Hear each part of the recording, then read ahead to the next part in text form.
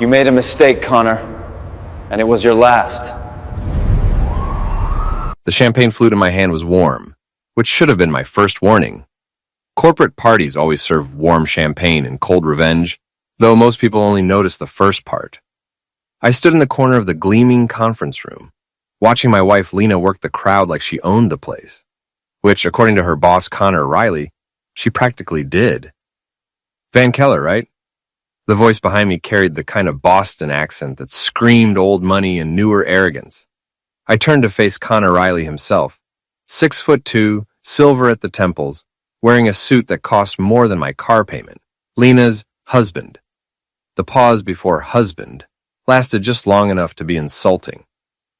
I smiled and extended my hand. That's me, the +1. Connor's handshake felt like he was testing my grip strength for some kind of corporate alpha male competition I hadn't signed up for. His eyes swept over my off-the-rack suit with the kind of dismissive glance usually reserved for expired milk. Lena tells me you work in, what was it, building maintenance? Something like that. I took a sip of the warm champagne and watched Lena across the room. She was laughing at something Julia Voss was saying, her head tilted back just enough to show off the necklace I'd bought her for our anniversary. The one she claimed to love but only wore to work events. I keep things running smoothly. Right. Connor's smile had all the warmth of a tax audit. Well, I'm sure that's important. Someone has to handle the grunt work while the real professionals make the big decisions. I nodded thoughtfully as if considering this profound wisdom. Absolutely. Someone has to know where all the bodies are buried. Something flickered in Connor's eyes, confusion maybe, or the first hint that this conversation wasn't going exactly as he'd planned. But before he could respond, Lena appeared at his side like she'd been summoned. Darling. She kissed my cheek with the kind of mechanical affection you'd show a distant relative. I see you've met Connor. Isn't he wonderful? He's been such a mentor to me. The way she said mentor made my teeth itch. Lena had always been ambitious, but lately her ambition had developed some interesting new dimensions. Like staying late at the office 3 nights a week. Like taking weekend strategy sessions that apparently required overnight trips to conference centers with very flexible booking policies. Your wife is exceptional, Connor said, his hand settling on Lena's lower back with the casual possessiveness of a man who'd clearly forgotten he was talking to her husband. Truly exceptional. I've been thinking about promoting her to senior management. She has such natural leadership qualities. She's always been good at getting what she wants, I agreed. Lena's smile tightened almost imperceptibly. Van's being modest. He's very supportive of my career advancement. That's what marriage is about, right? Connor's grin was all teeth now. Supporting each other's growth. Though I imagine it must be challenging, being married to someone so much more successful. The insult hung in the air like cigarette smoke. Around us, the party continued. Junior executives laughing too loudly at senior executives' jokes, administrative assistants clustering near the appetizer table, the usual corporate theater. But in our little triangle, the temperature had dropped several degrees. It has its moments, I said mildly. I'm sure. Connor stepped closer, and I caught a whiff of expensive cologne mixed with something else. The particular scent of a man who'd never been told no. But here's the thing, Van. Lena and we work very closely together, very intimately. Long hours, you understand, high-pressure situations. Sometimes a man has to wonder if his wife's loyalty is really at home. The silence stretched out like a held breath. Lena was staring at her shoes, her face flushed either from embarrassment or excitement. With her, it was always hard to tell the difference. Are you suggesting something specific? I asked. Connor's laugh was loud enough to turn heads. I'm not suggesting anything, buddy. I'm telling you, your wife belongs to this company now. She belongs to me. And if you've got a problem with that, he leaned forward and spat directly in my face. The saliva hit my cheek and started its slow slide toward my jaw. The room seemed to freeze. Conversations stopped mid-sentence. Glasses paused halfway to lips. Even the background music felt muted. Somewhere in the distance, I heard Julia Voss gasp. I reached into my pocket, pulled out a handkerchief, and carefully wiped my face clean. The whole time, Connor stood there grinning like he'd just won the lottery. Well, I said finally, folding the handkerchief and putting it back in my pocket. That's certainly one way to make a point. Van, Lena started, but Connor cut her off. Your husband understands, don't you, Van? This is how the real world works. The strong take what they want, and the weak learn to live with it. He put his arm around Lena's waist and pulled her against his side. Isn't that right, sweetheart? Lena looked at me for a long moment. Her green eyes, the same ones I'd fallen in love with 8 years ago, were completely cold. That's right, she said quietly. By tonight, darling.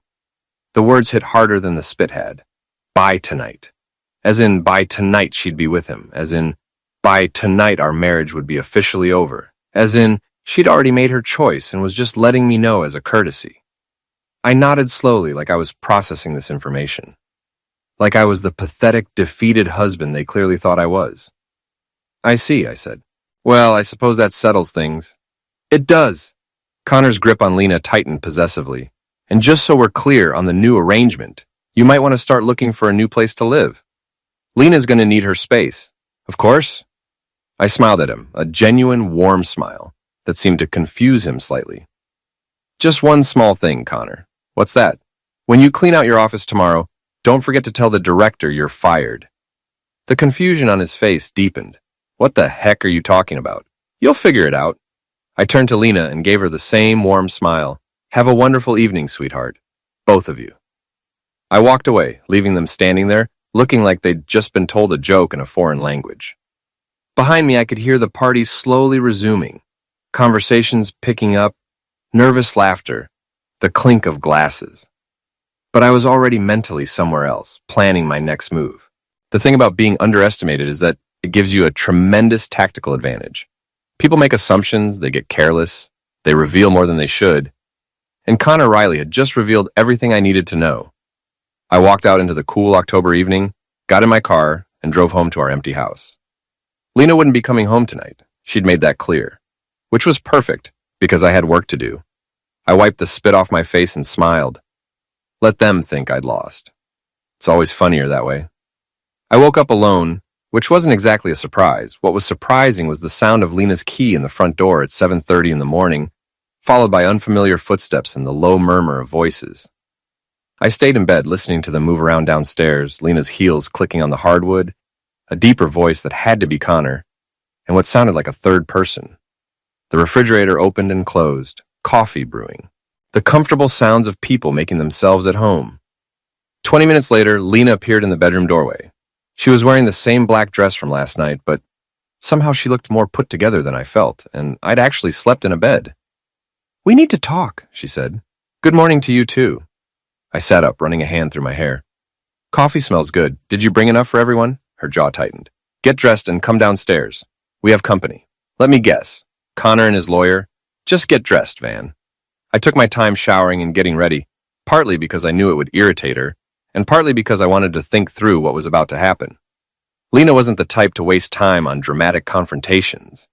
If she was here with backup, it meant she wanted this over quickly and cleanly. When I finally made it downstairs, I found them arranged in my living room like they were conducting a board meeting.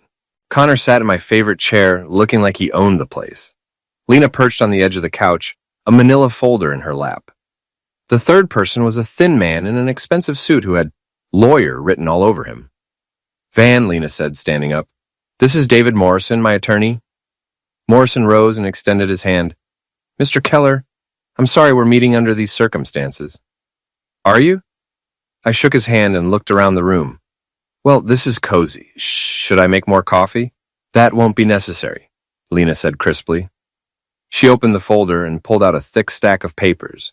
These are divorce papers. I'm filing on grounds of irreconcilable differences. I took the papers and flipped through them casually. Standard, no-fault divorce paperwork, but with some interesting additions. Lena was asking for the house, half my retirement account, and alimony. She was also claiming that I'd been emotionally harmful and controlling. Emotional misuse? I looked up at her. That's creative. You've been increasingly hostile and paranoid, she said, her voice taking on the tone she used in HR meetings, making accusations about my work relationships, trying to control my schedule, creating a toxic home environment. I asked where you were when you didn't come home until 3 in the morning. See? Connor leaned forward, his elbows on his knees. Controlling behavior. Lena deserves better than that. I looked at him sitting in my chair in my house, lecturing me about my wife's needs, and felt something cold settle in my chest. Not anger exactly, more like clarity. You're right, I said. She does deserve better. The three of them exchanged glances. This clearly wasn't the reaction they'd been expecting.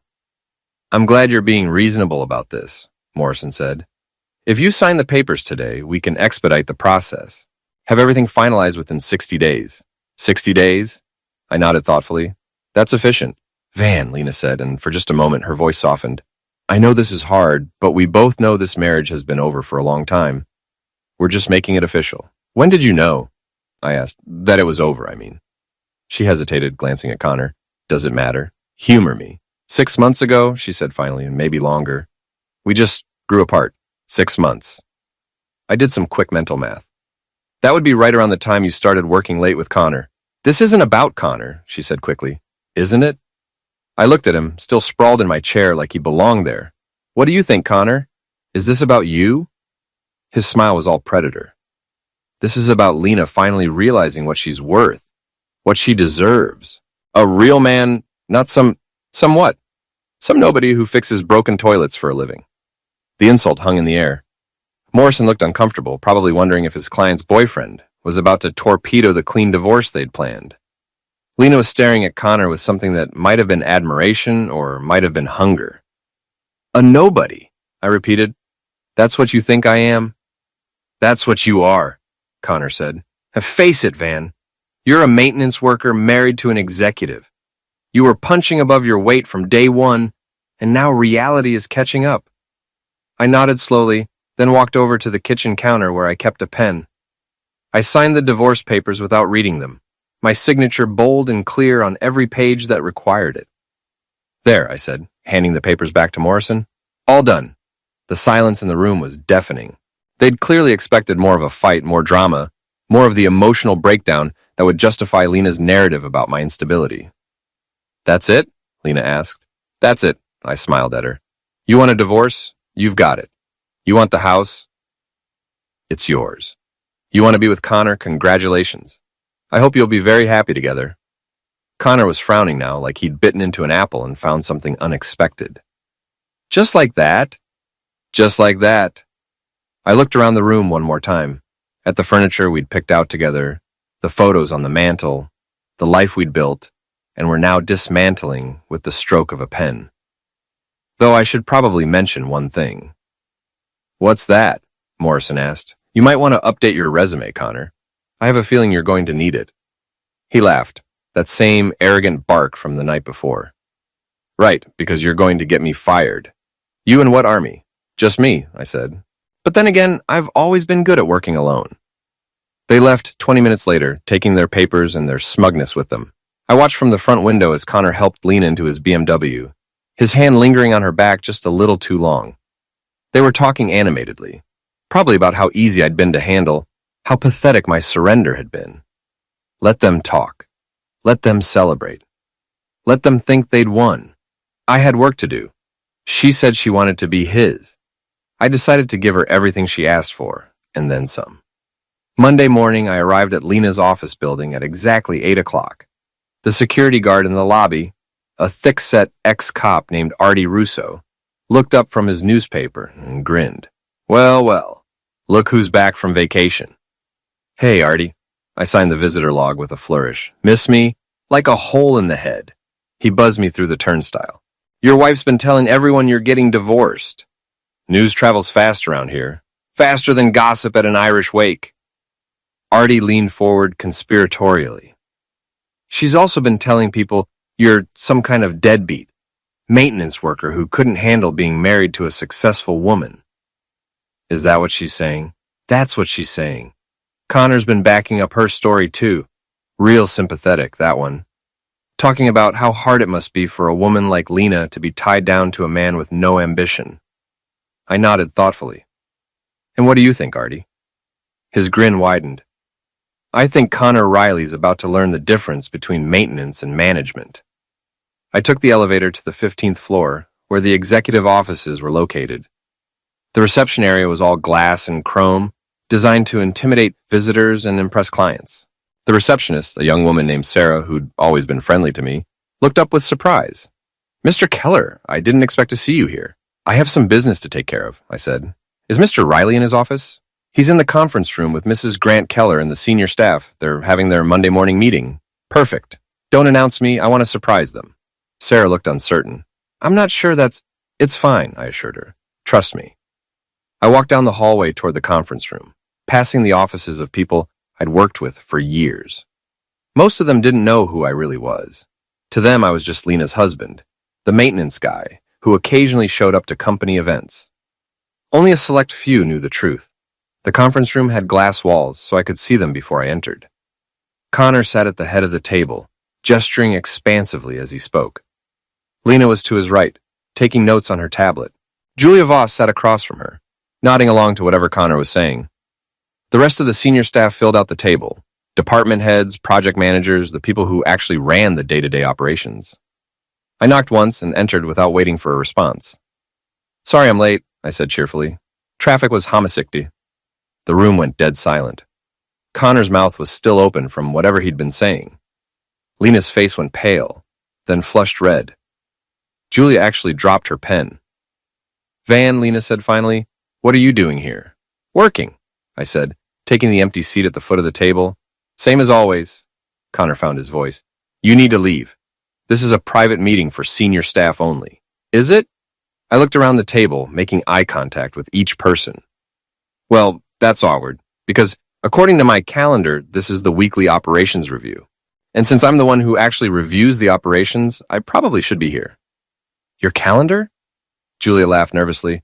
"Van, I think there's been some kind of mistake." "The only mistake," I said, pulling out my phone and opening my work email, "was assuming you all knew who you were working for." I turned the phone so they could see the screen. The email was from Robert Roth, the company's reclusive owner and CEO, sent to the senior staff distribution list. The subject line read, "Organizational changes. Effective immediately." Connor leaned forward, squinting at the small screen. "What is this supposed to be?" "Read it out loud," I suggested. "I think everyone should hear this." His face was getting redder by the second, but he took the phone and began to read.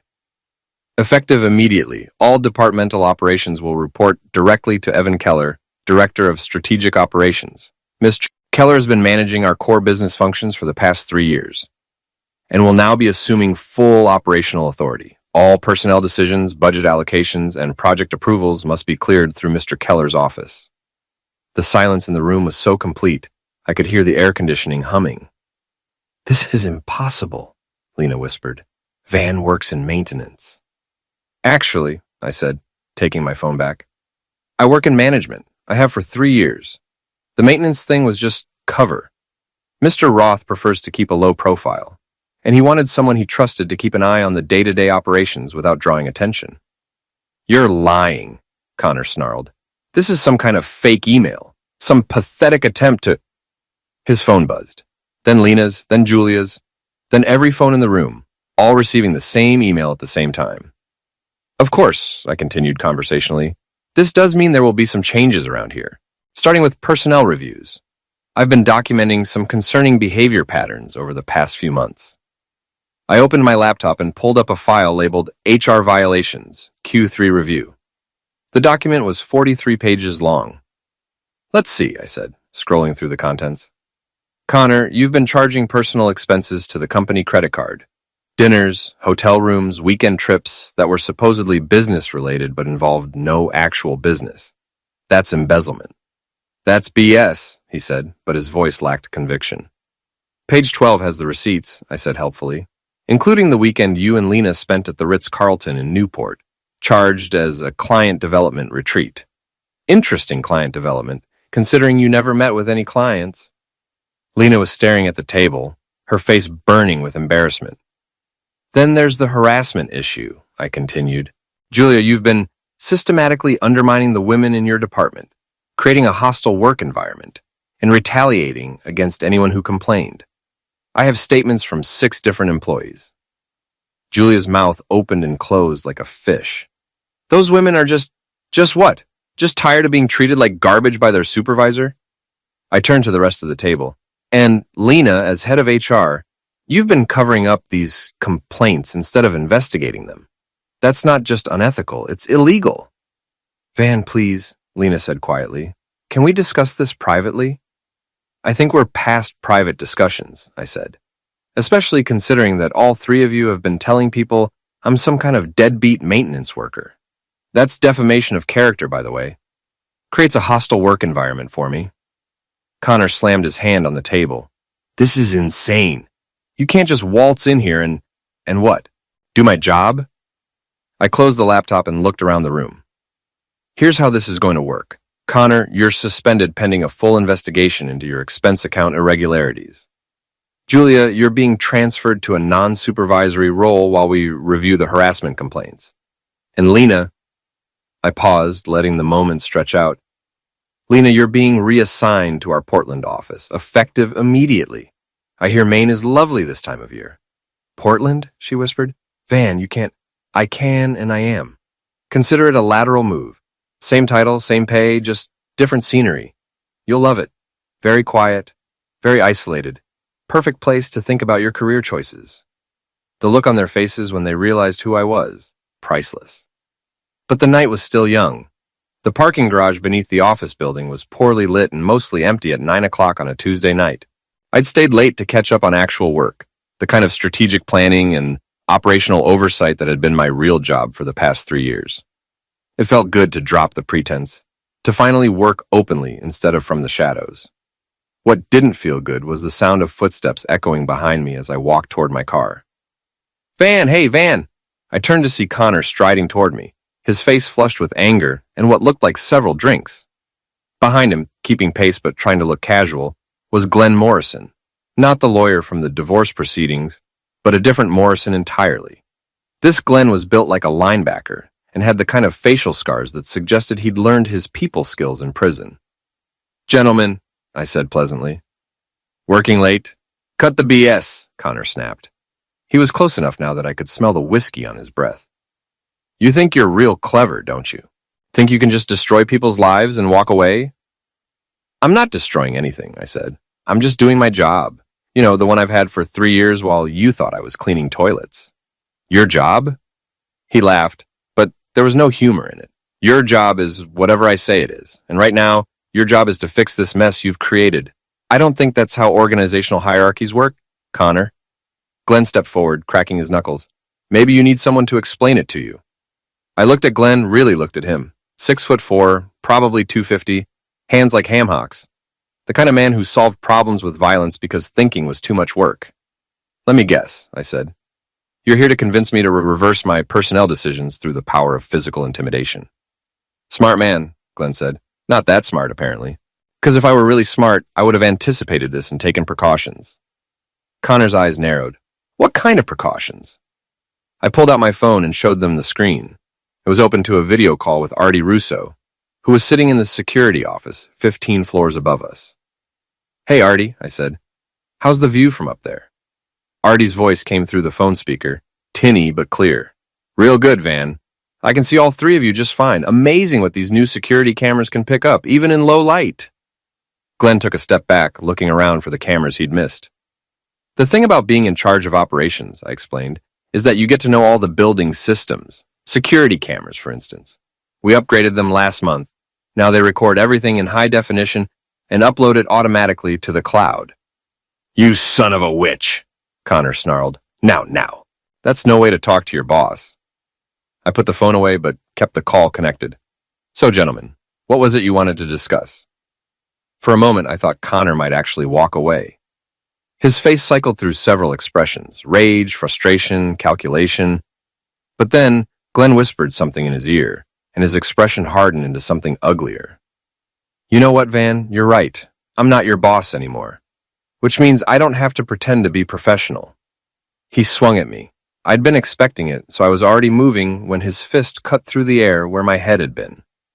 Connor was drunk and angry, which made him predictable. He stumbled forward, off balance, and I helped him along with a gentle push that sent him sprawling across the hood of someone's Honda. Glenn was a different problem. He was sober, experienced, and had about 60 pounds on me. But he was also overconfident, the way big men often are when they think they're fighting someone smaller and weaker. He charged me like a bull, arms outstretched, planning to wrap me up and squeeze until something broke. I sidestepped at the last second and stuck out my foot. Glenn's momentum carried him past me and into a concrete pillar with a satisfying thud. "Artie," I called out, "are you getting all this?" "Crystal clear," came the reply. "Should I call the police?" "Not yet. Let's see how this plays out." Connor had recovered from his encounter with the Honda and was advancing on me again, this time with a tire iron he'd found somewhere. His face was cut and bruised from where he'd scraped it on the car's antenna. "I'm going to beat you to death," he panted, "and then I'm going to take everything you have left." "That's a very specific threat," I observed. "You might want to be careful about making threats on camera." "Forget the camera." He swung the tire iron in a wide arc, aiming for my head. I ducked under it and grabbed his wrist, using his own momentum to spin him around and slam him face first into the side of my car. The tire iron clattered to the ground. Glenn was getting back to his feet, shaking his head to clear it. A streak of red was running from his nose where he'd met the pillar, but he didn't look like he was ready to quit. "You know," I said conversationally, "this really isn't necessary. We could have handled this like civilized adults." "Civilized?" Connor spat a bit of red onto the concrete. "You ruined my life!" "I documented your crimes and reported them to the appropriate authorities. That's not ruining your life. That's called consequences." Glenn made another run at me, this time trying to tackle me around the waist. I grabbed the tire iron Connor had dropped and brought it down on Glenn's shoulder, not hard enough to break anything, but hard enough to make him reconsider his career choices. He yelped and rolled away, clutching his shoulder. "Artie," I called out, "I think now would be a good time for those police." "Already on their way," Artie replied. "ETA 3 minutes. Connor was leaning against my car, breathing hard and hurt and scraped from several scrapes. Glenn was sitting on the ground, testing his shoulder mobility and looking like he was reconsidering his life choices. "Here's what's going to happen," I said, straightening my tie. "The police are going to arrest you both for assault. The security footage will corroborate my story that I was defending myself. Connor, your suspension is now a termination, and I'll be filing criminal charges for the embezzlement. Glenn, I don't know who you are or why you're here, but assaulting a corporate executive is a felony." "This isn't over," Connor wheezed. "Actually, it is." I pulled out my phone again and showed him a different screen, this one displaying a legal document. "Restraining order, filed this afternoon. You're not allowed within 500 feet of me, my home, or this building. Violating it is another felony." The sound of sirens echoed through the parking garage, getting closer. "The thing about being underestimated," I said, "is that it gives you time to plan ahead. You two spent so much time thinking I was a nobody that you never considered what would happen if you were wrong." The police arrived with their usual efficiency: 2 patrol cars, 4 officers, and a lot of questions. I gave them my statement, while Artie emailed them the security footage. Connor and Glenn gave their own versions of events, but it's hard to argue with high-definition video evidence. They were both arrested and charged with assault. Connor got an additional charge for violating the restraining order, which had technically gone into effect at 5 p.m. Glenn, it turned out, had an outstanding warrant for unpaid child support, which complicated his evening considerably. I watched them being loaded into separate patrol cars, then walked over to inspect the damage to my car, a few scratches on the paint, where Connor had scraped against it, but nothing serious. "You okay?" Artie asked, appearing at my elbow. "Fine," I said. "Thanks for the backup." "Anytime," he grinned. "Though I got to say, that was some pretty fancy footwork for a maintenance guy." "Good thing I'm not actually a maintenance guy." "Good thing," he agreed. "You heading home?" "In a minute." I pulled out my phone and scrolled through my contacts until I found Lena's number. She answered on the second ring. "Van, what's wrong?" "It's almost 10 o'clock. Just thought you should know," I said. "Connor won't be coming home tonight. He's been arrested." Silence on the other end of the line. Arrested for what? Assault, violating a restraining order, and embezzlement. The assault charge is from when he and his friend tried to beat me up in the parking garage. The other charges are from his creative approach to expense reporting. More silence. "Van," she said finally, "what have you done?" "My job," I said. "The one I've been doing for 3 years while you thought I was fixing broken toilets. Sleep well, Lena. You've got a big day tomorrow. Moving trucks are expensive, and Portland's a long drive." I hung up and got in my car. The engine started smoothly, despite the scratches on the paint. Connor's car was still leaking oil when I left. Small victories, but this was just the warm-up. 3 weeks later, I was sitting in Flanagan's pub, nursing a beer and listening to Janine Murphy hold court behind the bar. Janine was a treasure, 60 years old, sharp as a tack, and plugged into the gossip network of every office building within a 5-mile radius. If you wanted to know who was sleeping with whom, who was embezzling what, or who was about to get fired, Janine was your source. So there I was, she was saying to a cluster of after-work drinkers, serving drinks at the Marriott downtown, when who walks in but your ex-wife and that Julia woman, looking like they'd been hit by a truck. I looked up from my beer with interest. Lena was at the Marriott? Oh, honey, was she ever? Janine leaned across the bar, lowering her voice to the conspiratorial whisper that meant really good gossip was coming. She's been staying there since her boyfriend got arrested. Apparently the lease on his fancy apartment was in the company's name, and when he got fired, she got evicted, I finished. Faster than you can say corporate credit card fraud. But here's the really interesting part. She and Julia were meeting with some lawyer, trying to figure out how to sue you for wrongful termination or some such nonsense. Sue me, I laughed. On what grounds? That's what the lawyer wanted to know. Apparently, they spent 2 hours trying to explain how you'd somehow framed poor innocent Connor for embezzlement, and the lawyer kept asking for evidence, which they didn't have on account of Connor actually being guilty as sin. One of the other patrons, a guy named Mike, who worked in accounting at a firm downtown, shook his head in amazement. I still can't believe Van was running that whole company. I mean, no offense, Van, but you always seem so ordinary, I suggested. I was going to say normal, but yeah, like you never acted like a big shot or anything. That was kind of the point, I said. Hard to keep an eye on things when everyone knows they're being watched. Janine refilled my beer without being asked. So what happens now with Lena and Julia, I mean? Well, Lena's supposed to be in Portland by now, starting her new position. Julia's been transferred to our Buffalo office. Turns out we needed someone to manage our filing systems, and she's uniquely qualified. Buffalo in November, Mike whistled. That's cold. It builds character, I said mildly. My phone buzzed with a text message. I glanced at it and frowned. The message was from an unknown number. We need to talk. Meet me at the old warehouse on Harbor Street. Come alone, L. Lena. She was supposed to be in Maine, starting her new job and her new life. The fact that she was still in town, sending cryptic messages about warehouse meetings, suggested that her transition to Portland hadn't gone as smoothly as I'd hoped. Everything okay? Janine asked, noticing my expression. Just work stuff, I said, finishing my beer and leaving a 20 on the bar. Thanks for the gossip update. Anytime, honey. You be careful out there. The warehouse district was mostly empty at 10 o'clock on a Thursday night. Harbor Street was lined with old brick buildings that had been converted into artists' studios, tech startups, and the kind of trendy restaurants that charged $30 for a hamburger. The warehouse Lena had specified was at the far end of the street, a squat, ugly building that had been abandoned for years. I parked across the street and sat in my car for a few minutes, watching the building for signs of movement. The smart thing would be to call Artie or the police, or just drive away and pretend I'd never gotten the message. But curiosity has always been one of my weaknesses, and I wanted to know what Lena thought she could accomplish with a clandestine meeting in an abandoned warehouse. The front door was unlocked, which should have been my second warning. The first had been agreeing to come at all. Inside, the warehouse was mostly empty except for some old machinery and a few pieces of furniture that looked like they'd been abandoned by the previous tenant. Lena was standing in the center of the space, illuminated by a single overhead light that cast harsh shadows across her face. She looked terrible.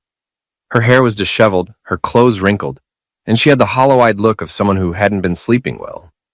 The confident, polished executive I'd been married to was gone, replaced by someone who looked desperate and dangerous.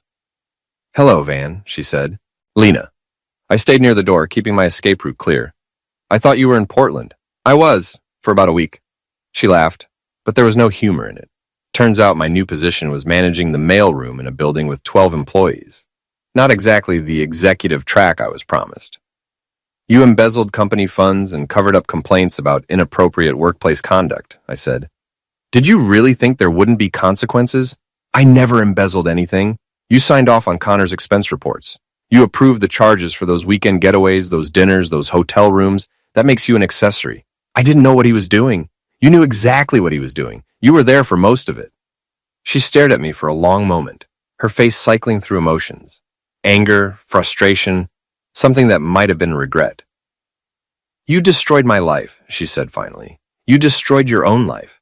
I just documented it. We were married for 8 years, Van. 8 years.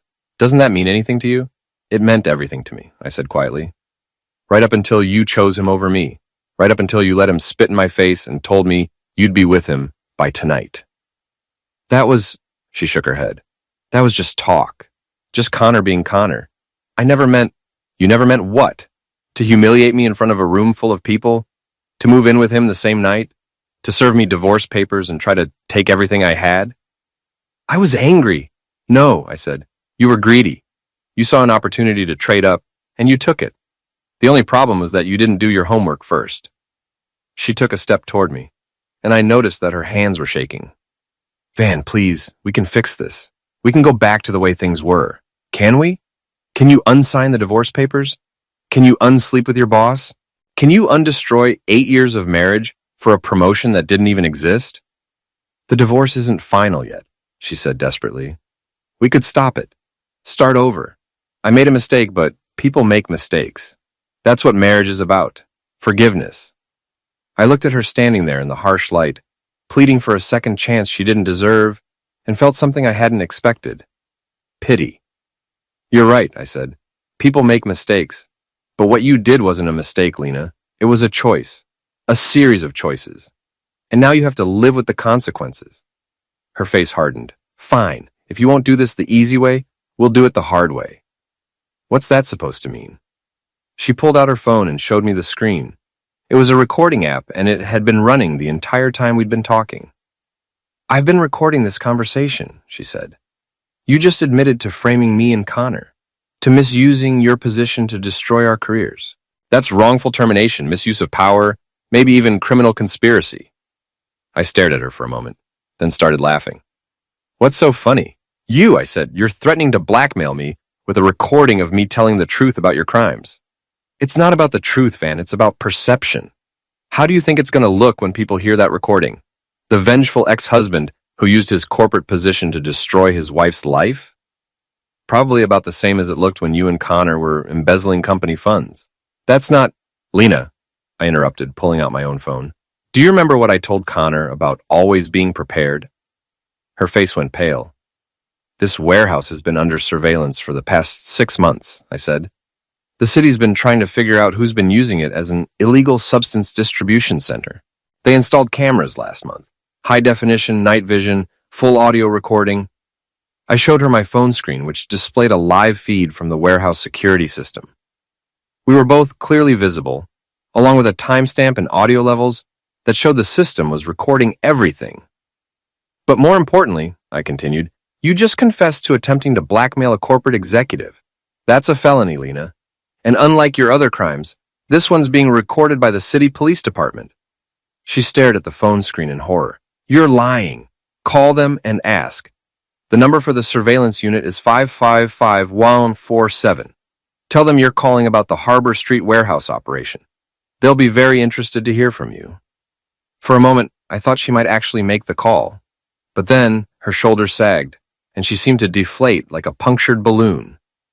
What do you want? She whispered. I want you to go to Portland, I said.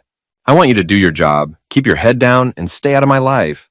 I want you to stop trying to blame other people for the choices you made. And I want you to understand that this, all of this, is what you chose when you decided I wasn't good enough for you. Van, we're done here, Lena. We've been done since the moment you let Connor spit in my face. The only difference is that now you know it too. I walked toward the door, then paused and looked back at her. Oh, and Lena, next time you want to threaten someone, you might want to make sure you're not doing it in a police surveillance zone.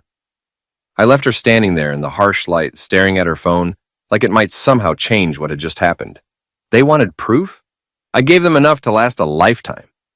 2 months later, I was back at Flanagan's Pub, celebrating the successful completion of the largest project in our company's history.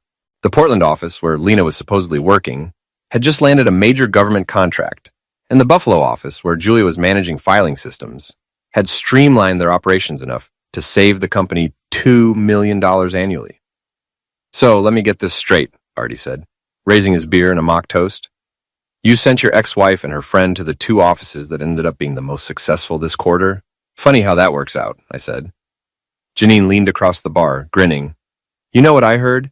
I heard Lena's actually good at her job when she's not busy sleeping with her boss and covering up harassment complaints. People can surprise you. I agreed. And Julia apparently has a real talent for organization, Mike added. Who knew? It's amazing what people can accomplish when they focus on work instead of office politics. My phone rang, displaying a number I didn't recognize. I almost ignored it, but something made me answer. Van Keller. Mr. Keller, this is Detective Sarah Chen with the Boston Police Department. We need to talk to you about Lena Grant and Julia Voss. I felt a chill run down my spine. What about them? They've been arrested for breaking and entering, attempted burglary, and destruction of property. They were caught on security cameras breaking into your house last night. I blinked in surprise. My house? But I was at your apartment downtown, yes. We checked, but they apparently didn't know you'd moved. They broke into your old house, the one that's currently owned by the bank pending the divorce settlement. What were they looking for? According to their statements, they were trying to find evidence that you'd frame them for embezzlement. They seemed to think you had some kind of secret files or recordings that would prove their innocence. I almost laughed. After everything that had happened, after all the evidence, all the documentation, all the witnesses, they were still convinced that they were the victims of some elaborate conspiracy. Detective, I said, I think there may be some confusion. Lena is supposed to be working in our Portland office, and Julia is in Buffalo. They shouldn't even be in Boston. Well, they're here now, and they're asking to speak with you. I don't think that's a good idea. Actually, Mr. Keller, I think it might be. They've made some pretty serious accusations about you, and we'd like to get your side of the story. Plus, there's something else you should know. What's that? They weren't alone. Connor Riley was with them. He's also been arrested. That stopped me cold. Connor? I thought he was in jail. He made bail last month. Apparently, he's been staying with Ms. Grant at a motel outside the city, planning this break-in for weeks. I closed my eyes and rubbed my forehead. Detective, I'll be right there. The Boston Police Headquarters was exactly as depressing as I remembered from the last time I'd been there. Fluorescent lights, beige walls, and the lingering smell of bad coffee and worse decisions.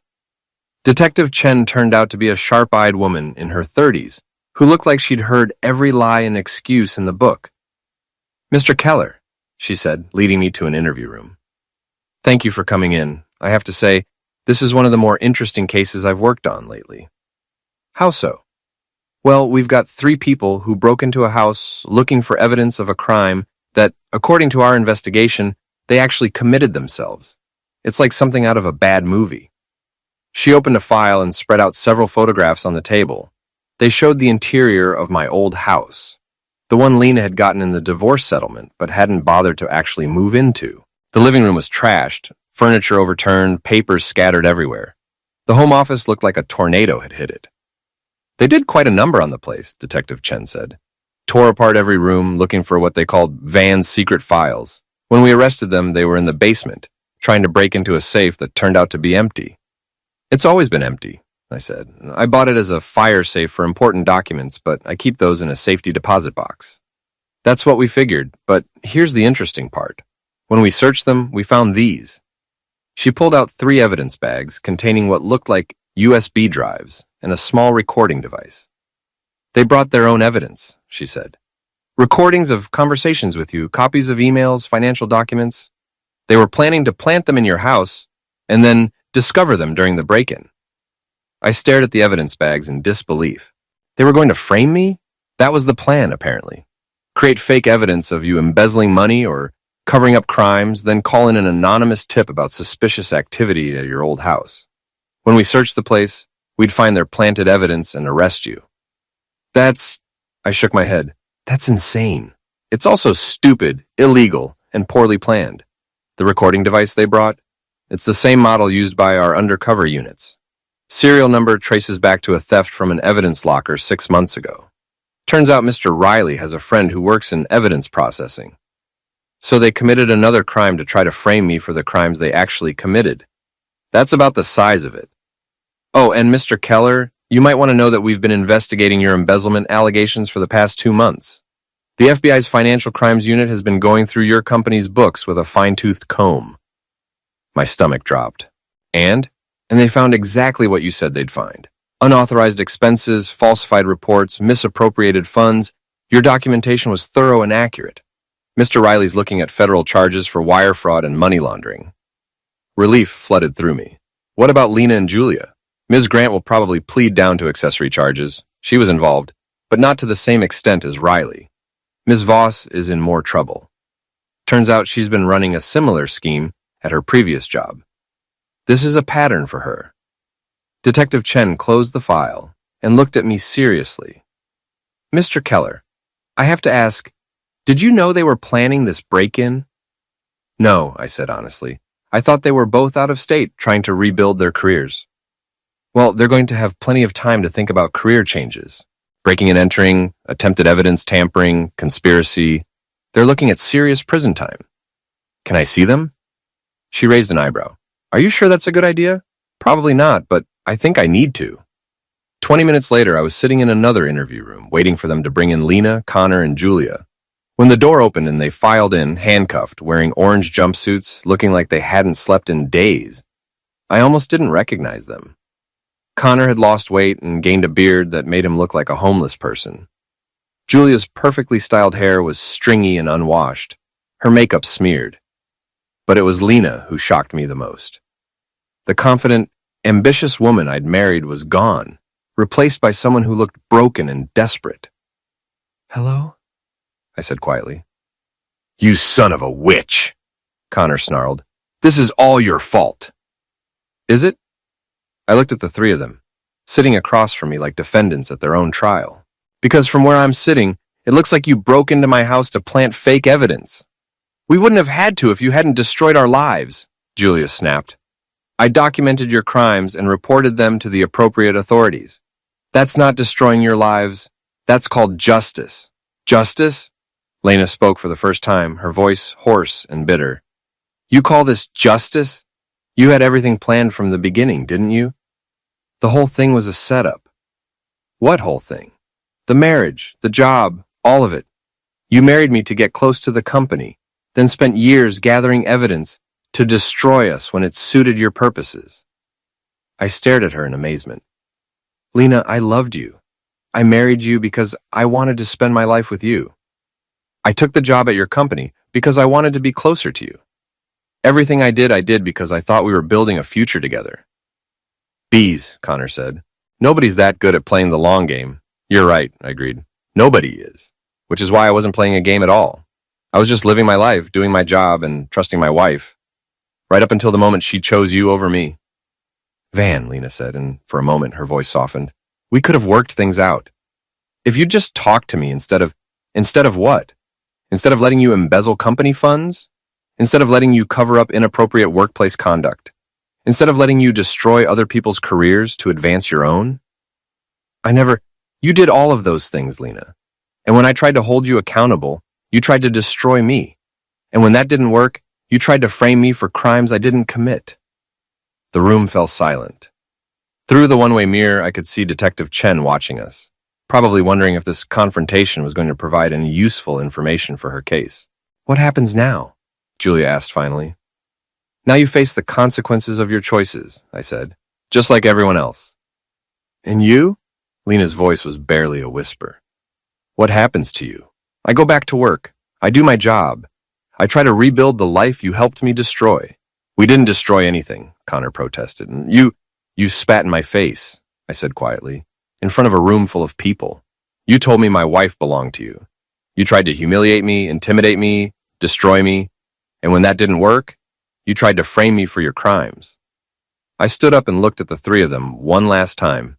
The woman I'd loved, the man she'd chosen over me, and the friend who'd helped them both try to destroy me. All eyes on them, nowhere to run. For once, Lena finally looked at me, and I didn't feel a thing. I walked to the door, then paused and looked back. You know what the really sad part is? If you'd just done your jobs, if you'd just been decent people, none of this would have happened. You could have had successful careers, happy lives, everything you thought you wanted. But you chose to be greedy, dishonest, and cruel. And now you get to live with those choices. I knocked on the door, and Detective Chen let me out. "How do you feel?" she asked as we walked back toward the lobby. "Tired," I said honestly, "but finished. Think they'll learn anything from this?" I thought about Lena's face in that final moment, the realization that she'd destroyed everything good in her life for nothing, that all her schemes and manipulations had led her to a jail cell in an orange jumpsuit. "Maybe," I said, "but probably not." I walked out of the police station into the cool December evening. Snow was starting to fall, dusting the sidewalks and making the city look clean and new. I had nowhere to be, no one waiting for me, no grand plans for the future. But for the first time in months, I felt free. 6 months later, I got a letter from Lena. She was in federal prison, serving a 2-year sentence for conspiracy and fraud. The letter was 3 pages long, full of apologies and explanations and promises to be a better person when she got out. I read it once, then threw it away. Some stories don't get happy endings. Some people don't get redemption. Sometimes the only justice you get is watching the people who hurt you face the consequences of their own choices. And sometimes that's enough.